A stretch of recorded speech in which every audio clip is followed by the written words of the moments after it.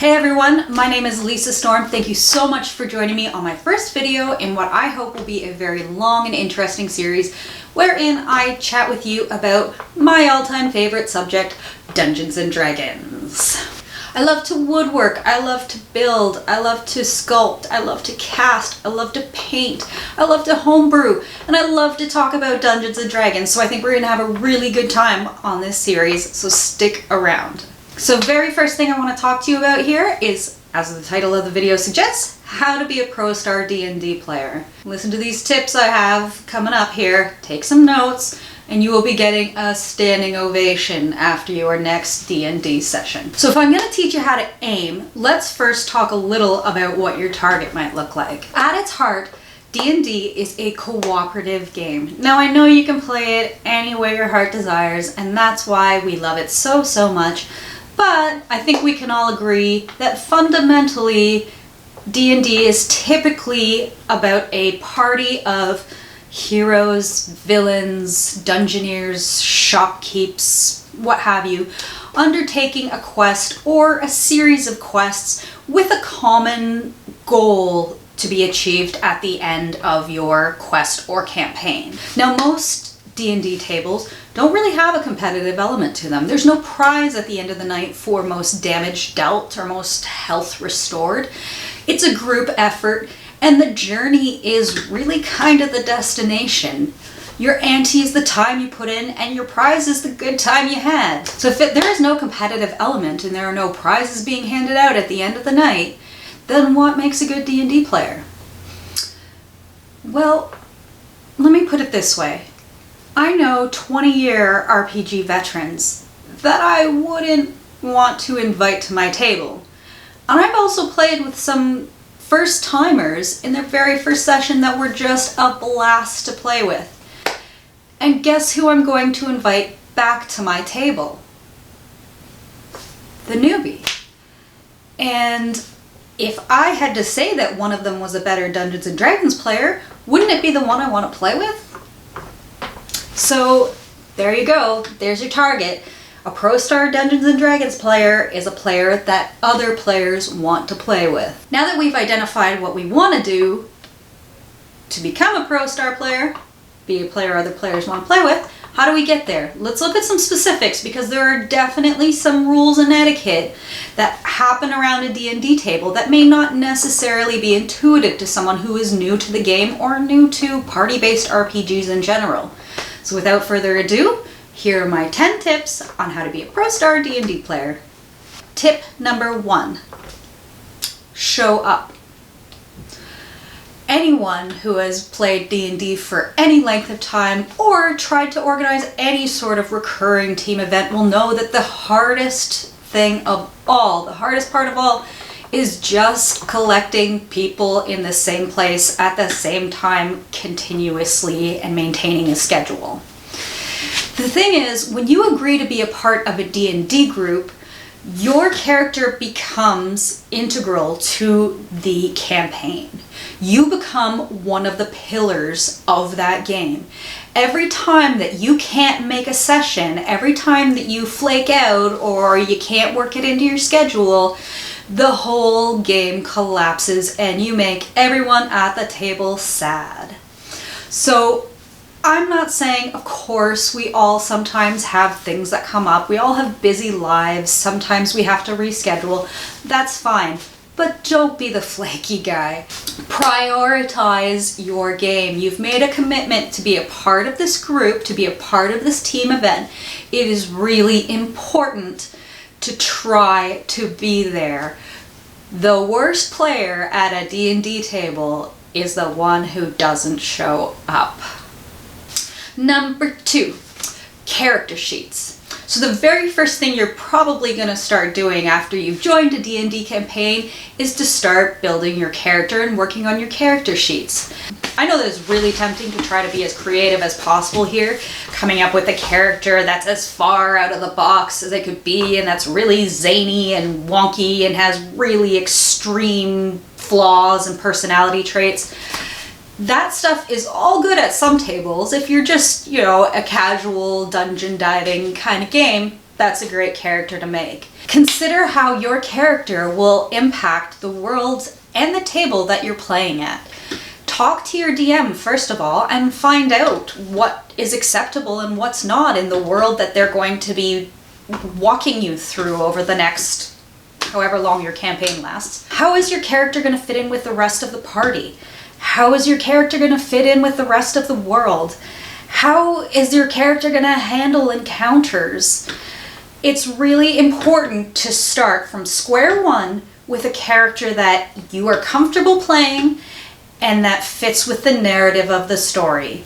You don't want to be that character who's completely useless to the party, or even worse, disruptive to the game. So think hard about your character while you're making it and consider from all aspects how this character is going to play out in the D&D game you're playing. Number 3, be invested in the game. Now once again, every D&D table is different.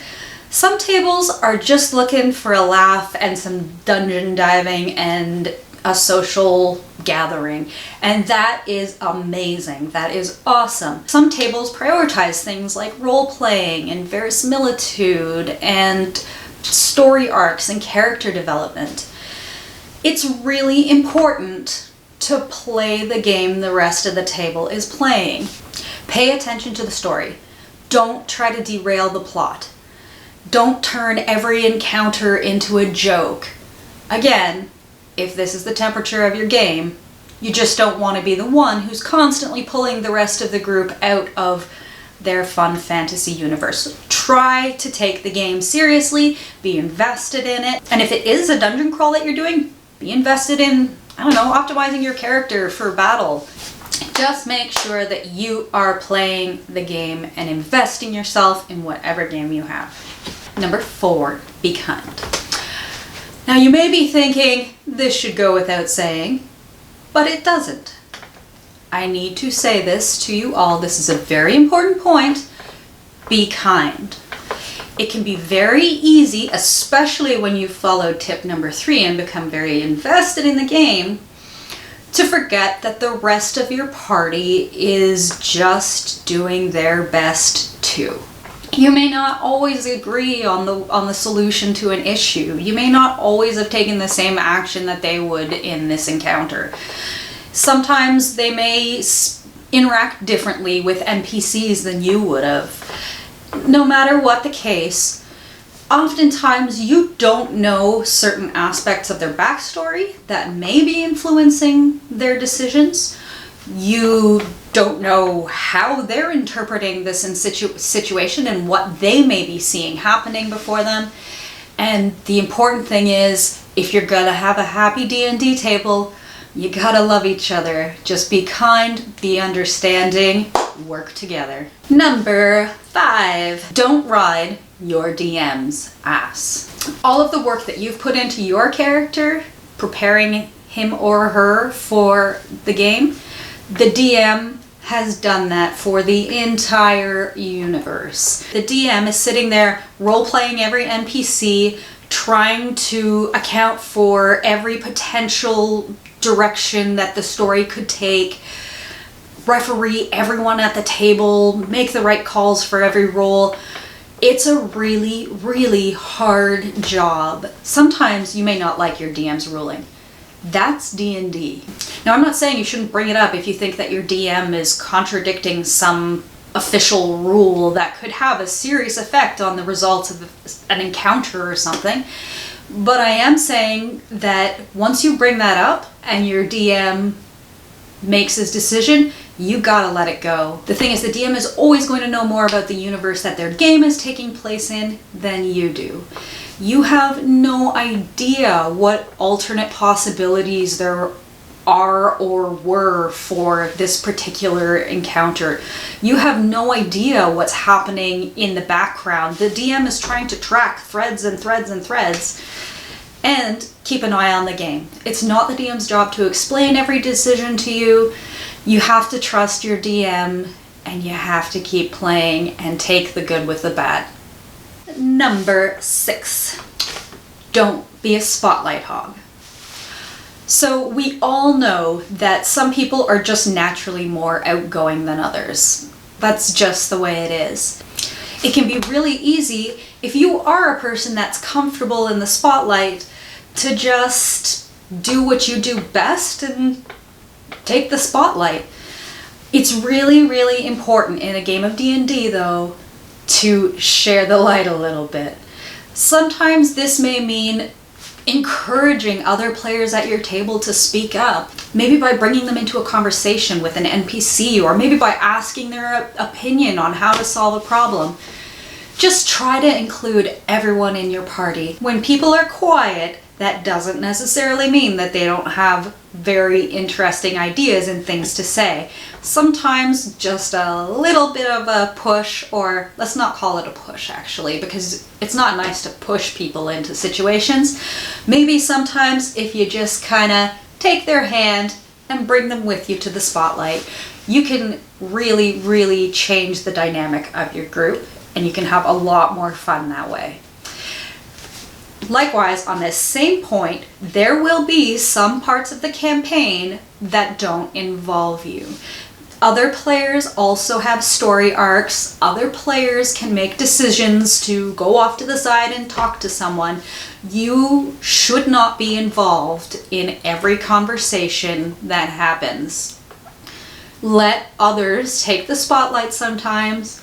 Sit back, take this as a great opportunity to enjoy a nice show and learn more about your friends. Number 7, loot responsibly. Now, Dungeons & Dragons has a shared loot system, and what that means is when you find a potion of healing, you find a potion of healing, and you and your party members have to decide how to distribute that amongst yourselves. It would be really smart, I think, to talk to the rest of your table and figure out a guideline for your looting system so that you have a foundation you can work from and no one can have any rough feelings when someone gets this piece of loot or that piece of loot. On the other hand as well, I mean, if you find a really cool, unique, magical item and you could make a lot of use out of it, but someone else on your party could probably make more use out of it, just pass it along, share the love. Again, you're working as a party. Unless you are planning to strike out on your own and play the rest of the game solo, whatever's good for the party is good for you. Now, I understand that sometimes it will fit with the narrative that your character is greedy and secretive and may make off with certain items and may not always reveal the extent of the prize he's found to the rest of the team. That is totally fine. Just understand that even that affects the rest of your party. And that kind of brings us back to point number 2, character sheets. When you're designing a character, try to think about how you're going to fit into the group and how you're going to fit into the game. Alright, so practice safe character creation and loot responsibly. Number 8, don't be a bulldozer. Now, often parties will designate a character or two that will often act as sort of a scout for the rest of the party, stealthing ahead, checking for danger. That is a very smart strategy. However, if you are not one of the designated scouts, you should not be finding yourself alone in rooms very often. Let me give you an example. You've just endured a horrific battle. Your team has taken a lot of damage. They all need to recover some hit points. They take a short rest. You, on the other hand, escaped relatively unscathed. Should you walk into the next room to continue exploring the area that you're in? No. Don't plow ahead and cause the rest of your group to have to run to keep up with you. Likewise, with role-playing encounters, let other players take the reins sometimes. They may say things and do things that you wouldn't have done or said, but the team's decisions are not yours to make. So don't plow through the rest of your team. Walk with them, not ahead. Number 9, know your character. You need to come to the table prepared to play the character that you have chosen. This means that you should know your spells, you should know your feats and your traits and your proficiencies. You should, if you have a familiar or a pet, you should have their sheet pulled up. You should be prepared to play them as well. It is not your DM's responsibility to play your character for you. It is not your DM's responsibility to know every detail about every character sheet at the table. Every player must come to the table prepared to play their character. Now, I'm not saying that you shouldn't ask questions. If you have them, you absolutely should. Just don't come to the table expecting that someone else will do it for you. Number 10, talk to your group. It is everyone's responsibility at that table to ensure that they are having a good time. Don't let things fester. If someone is jumping on loot and it is annoying the crap out of you, just talk to them about it. Oftentimes they don't even know that what they're doing is wrong. And if you let it fester and you don't say anything and you sit there and you hold a grudge over it every week, your game is going to get less and less enjoyable. Likewise, if someone comes to you with a problem with something you've been doing, take this as an opportunity to become a better player. Listen to their input and try to work it out. Again, this is a cooperative game. Everyone should be comfortable talking to each other. Also, understand that it is not your DM's job to police or mediate your party. Your group dynamic, your party, is the responsibility of the party to run. The rest of the universe goes to the DM. So don't go to your DM with every minor squabble. Just talk to your friends. All right, that's 10. So video over, right?